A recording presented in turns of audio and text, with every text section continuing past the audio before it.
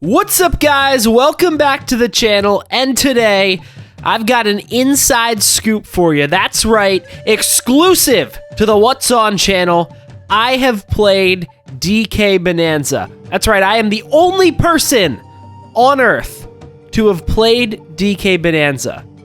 Well, that part is not quite true. If you've been on Twitter the last few days, you've no doubt seen countless posts of people discovering that retail outlets like Walmart and Target and the like have switched to demo kiosks, and within them, a demo of Donkey Kong Bananza. And of course, when I heard this news, I had to run out to my local Target and see if it was indeed the case, and it was. My Target, which last time I checked did not have a Switch 2 display whatsoever, not only had a Switch 2 docked, but a Switch 2 portably to play.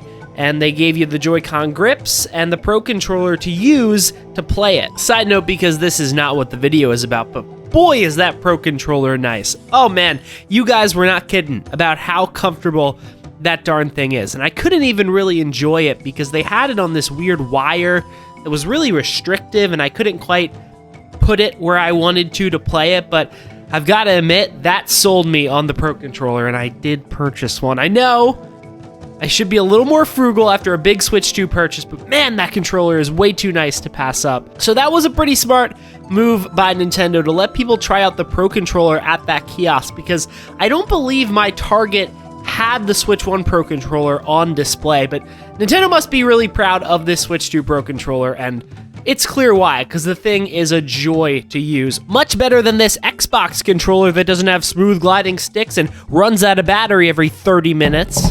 Nintendo knows how to make a gosh darn controller, and I can't wait to get my hands on that proper, and maybe I'll do a video on it. I don't know, who wants to watch a video on a controller? I sure don't, so I'm probably not going to, but I'll bring it up a few times, I'm sure, over the next few months, and I will be playing DK Bananza with that controller in just under a month, as I did yesterday at my local Target. The demo at Target was 15 minutes long, but I played it twice. That's right, I played it once in dock mode and then once in handheld mode, and you might call that greedy, but I am doing Big J journalism here, trying to get the info for all of you guys about how good this DK game is. While I was playing it, there was a kid next to me looking at me playing the game, and it was pretty clear he wanted to play, but I said, "Kid, step aside. I'm doing a journalism, okay? Let me get my info in, let me get my experience in with this game." Please, Daddy. I told you, when I'm finished, you can have what's left. There won't be any left. There's never any left. In reality, I felt a little bad, so I went to the unoccupied handheld Switch 2 so he could play in dock mode. So I didn't quite get 30 minutes in total, but I think I've played enough of the game to give you some of my impressions and some other things I've noticed, whether it be through playing the game at Target or just through watching that Donkey Kong Bananza Direct about 17 million times, because I just can't stop watching that Direct. Whether it be through watching other people's reactions or just taking it all in, that glorious 4K 15-minute trailer on Nintendo's YouTube channel. So that is more than enough lead-in. Let's get into my thoughts on the DK Bananza demo. One thing to note here as we get into it, I don't have gameplay from the kiosk itself. I didn't have a friend or a tripod to help me record, so you're just gonna see demo from the treehouse and from the DK Bananza Direct, but the areas that you get to explore in the demo kiosk are the areas we've seen quite a few times in certain videos released by Nintendo. You get to see the underground cave opening area for a little bit, and then you get transported to later in the game to that first sub-layer area that's yellow, and you can see the sea above you. Considering they did lengthy treehouse segments on both those areas, I don't think having recorded footage from Target would give you any crazy new look at everything. But it is fun to note the demo had Pauline usable in that second area, which is kind of funny because, as we know, when they demoed it at the treehouse, Pauline was nowhere to be seen. Of course, that was because they were keeping it a secret, but it's worth noting that it seems like you will get Pauline very early into this game. The first thing I noticed, though, about DK Bananza is how darn good it looks. The game looks incredible. The colors pop. The resolution, both in docked and handheld, looks really sharp. I'm not quite sure if it's 4K or 1440p or 1080p in docked, because Target's TV was terrible. The TV they were using for the kiosk was kind of blown out. It wasn't the sharpest, it wasn't the most colorful, it wasn't the brightest, so I couldn't quite get a tell on the resolution. That'll be something we find out when the game comes out, but I can tell you that even on that middling display they used, the game really shines. I think that's especially evident in the second part of the demo. Everything's so bright and sharp and smooth and vibrant. Like I said before, it really just pops right off the screen. It's also very glossy and shiny, whether it be because of the lighting engine, which is pretty darn bright, or whether it be the design choice in this game to make everything have a gloss and a gleam to it. You might have noticed this in certain screenshots where DK's a little closer to the camera and a little bigger in the image. He's very shiny to the point where he almost looks plastic, like a toy. I don't think that's a bad thing. I like how it looks. I think it really pops on the new hardware, but your mileage may vary. It's not going to be for everyone. I saw some people talking on Twitter about how they didn't love the art style of DK Bananza in that regard specifically, how shiny everything looks. But for me, I really like it, and I think it works for the game because it's about digging, and having a more shiny engine makes stuff like gold and banana gems and banandium chips more visible. So I think it makes sense. I do think there's going to be discourse when the game comes out about how it doesn't look better than Odyssey or something. I'm sure someone will make a Twitter thread about that and everyone will get mad. I think it looks just as good, if not better, than Odyssey, but again, to each their own, and we'll get to experience that more when the game comes out. The game is also very smooth in terms of its frame rate. It was almost always running at 60 FPS, though it did drop at times when you were destroying a lot on screen. When I was just going berserk and breaking a bunch of rocks at once, there were slight frame rate dips, but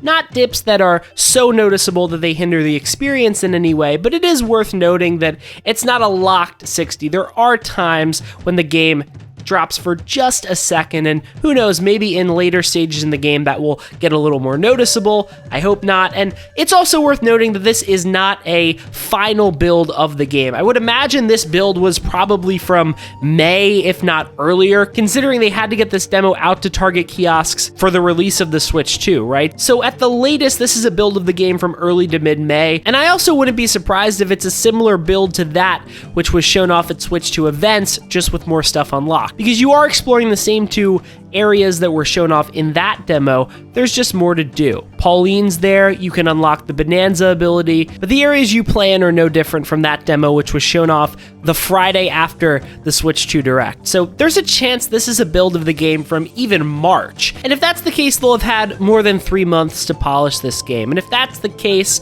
I would imagine they'll smooth out any frame rate issues, because Mario Odyssey ran at a very consistent 60 FPS. This seems to be the Odyssey team making this game, so I think that's something they'll iron out by the time the game releases, but it is something that I noticed at times. And for the record, it is something I heard other people complain about when they were playing the game at those Switch 2 events. But I was impressed with how outside of digging segments, the frame rate really doesn't drop that much at all. The areas in this game are very rich, with a lot of little details and objects and environmental elements that really fill out the experience, and yet DK Bananza does not stutter in any way when you're exploring the open world. At one point in my playthrough, I was battling multiple enemies at once, throwing rocks and crap at both of them, and the game did not stutter at all. So that's another reason why I think the frame rate issue might be one that they just haven't gotten a chance to smooth out yet, but one that will smooth out by the time the game releases, because in virtually every other part of this demo,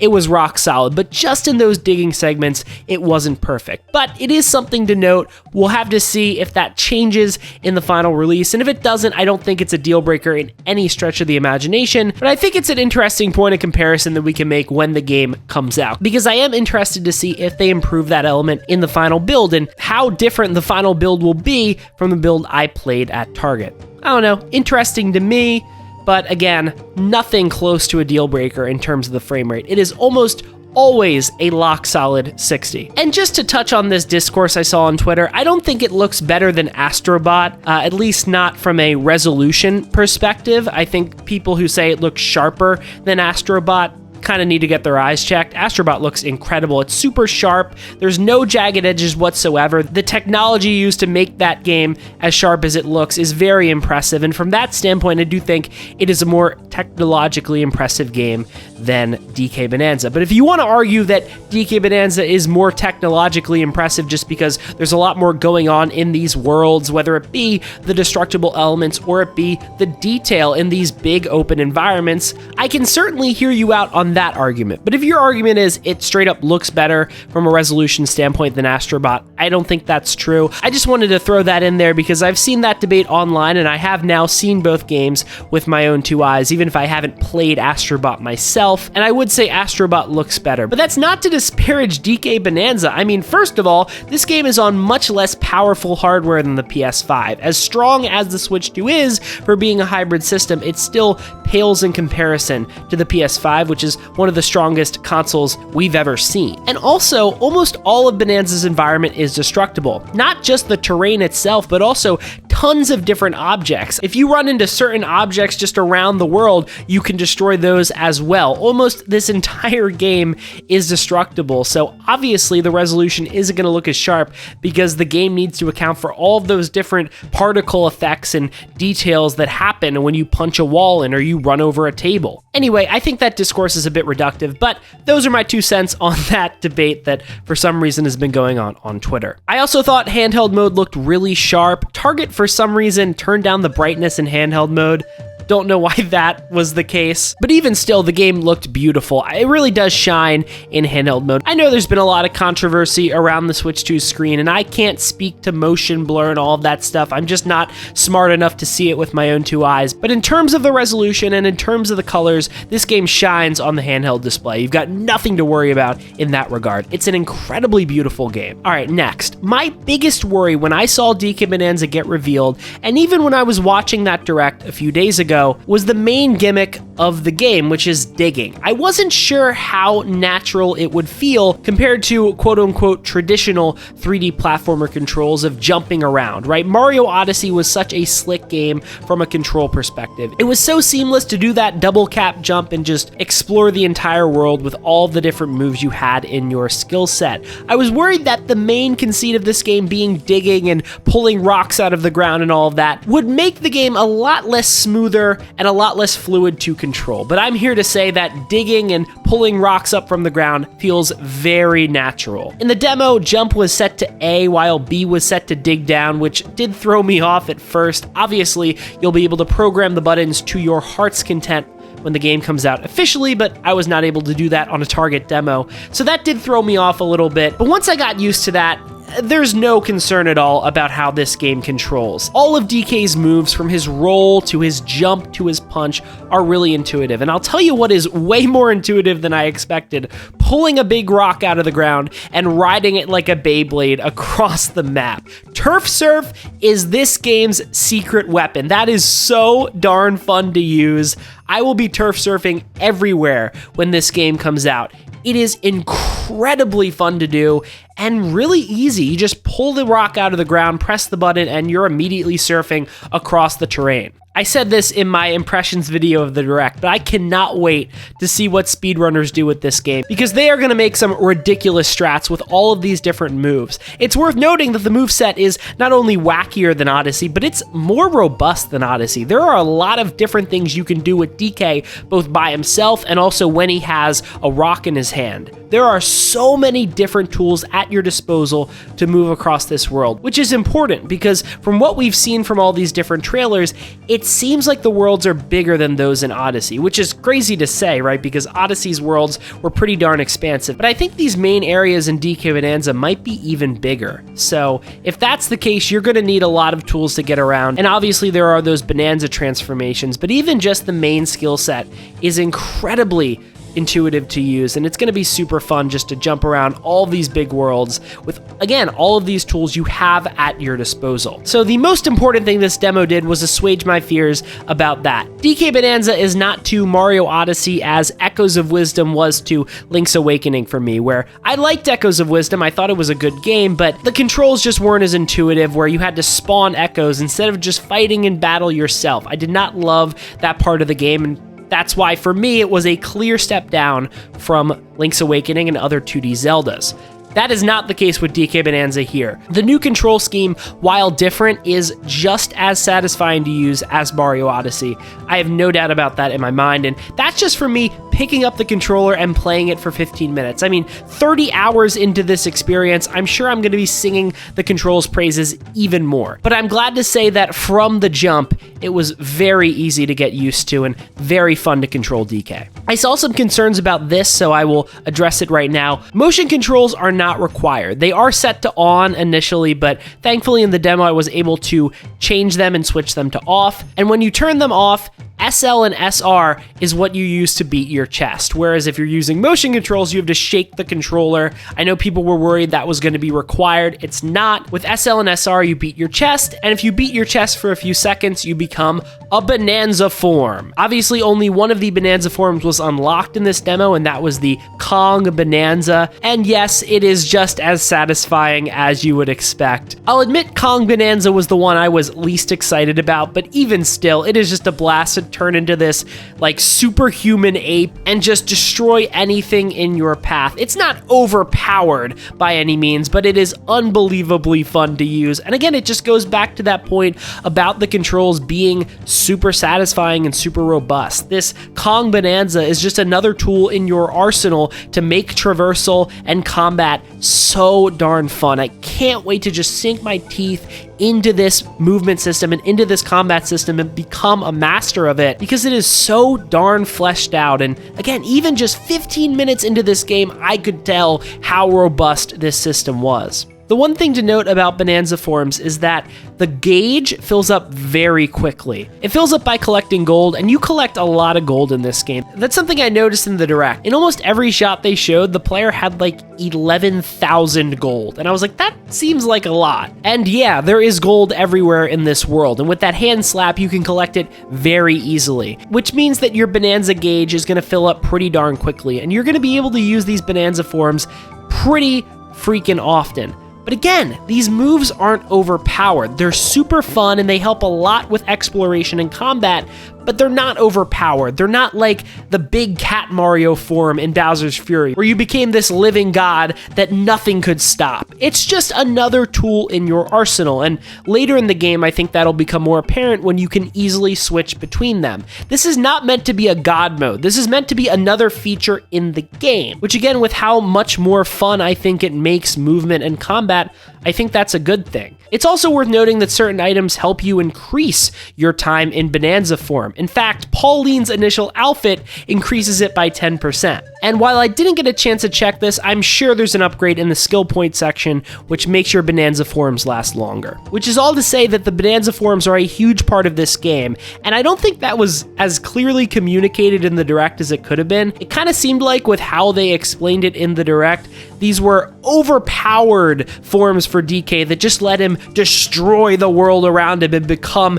this god like I was talking about, but that's not the case. It's more powerful than normal DK, of course, but it's sort of like a transformation in Odyssey, where they make gameplay easier and more fun for sure, but they don't make gameplay boring or turn on a baby mode, so to speak. They seem very well balanced, and of course, we're only going to know that for sure 15 hours into playing and using them, but they seem like a big deal, and I think that's a good thing. One more big picture thought I had: HD Rumble 2 feedback in this game is super satisfying. HD Rumble 2 was sold as a big feature of the Switch 2. It was sold as Nintendo's hardware, getting with the HD Rumble time, so to speak, because the PS5's controller, I've heard people say, is incredible in terms of its rumble, and sort of going off of that in terms of its adaptive sticks that it has. And HD Rumble 2 was thus sold as a very big feature for the Switch 2, and I wasn't really buying it upon release. The mini games in Welcome Tour were cool, but not really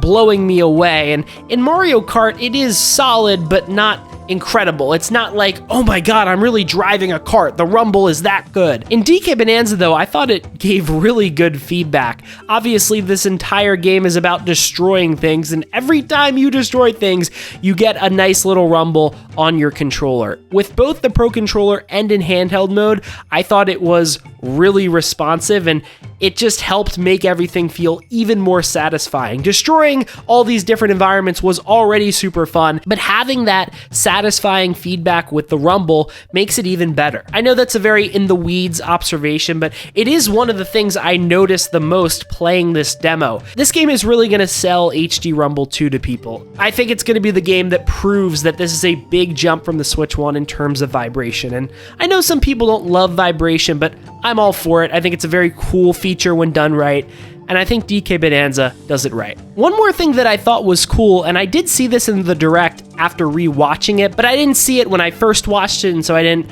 bring it up in the video. There are achievements in this game. If you play the demo yourself, you'll notice that after smashing a certain type of terrain enough, you'll get a little notification that tells you how much of the terrain you've smashed. I think I got to a certain point where I had smashed like 200,000 meters cubed of dirt. And from what I could tell, you couldn't check these in the demo, but in the Direct, they do show that it's a part of the menu. So you'll be able to check and track these, which is another cool thing that you can do on the road to 100%ing this game. I know I said it a lot in my DK Bananza impressions video, but my goodness, that is another thing that Mario Kart World could frickin' use, because they've got achievements in that game, but there's no way to see your progress on them. You're just driving and they pop up.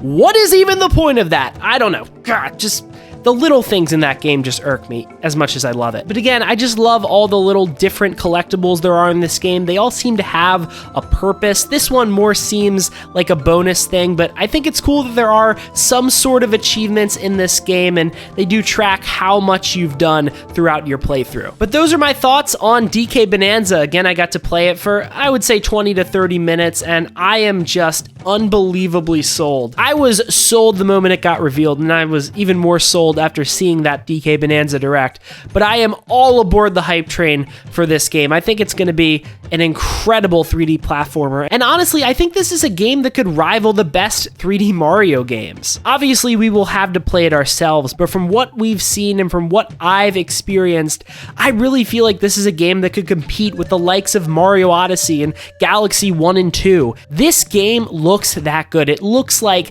a Game of the Year contender level game. That level of quality. And it's no surprise because, again, it seems like this is EPD8 working on this game, but it's just reassuring because it's not 3D Mario. We all expected 3D Mario to be the big single-player game in year one of the Switch's launch, and it's obviously not. It's 3D Donkey Kong, which, as much as I was excited for DK to be back in the spotlight, I was a little bit skeptical because it wasn't Mario. It wasn't the 3D Mario game we were all hoping for, but I'm here to say this is the 3D Mario game we were all hoping for. This is a 3D Mario game with a DK skin on it. I really think it's going to be incredible. I think it's going to be so fun, so charming, so good, and I can't wait to play it on July 17th. But that's all for me. Tell me in the comments, are you excited for DK Bananza? Have you gotten a chance to try it out at your local retailer? And if you did, how much did you love it? I am blown away, but I'd like to hear your thoughts in the comments below.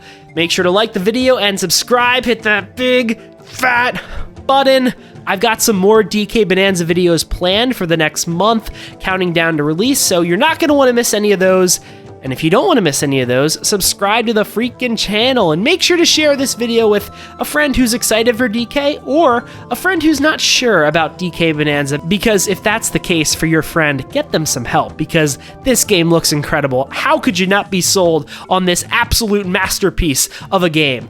Seriously though, make sure to like the video, subscribe, share it with a friend, all of that stuff. And with all that said, I'll see you guys in the next one.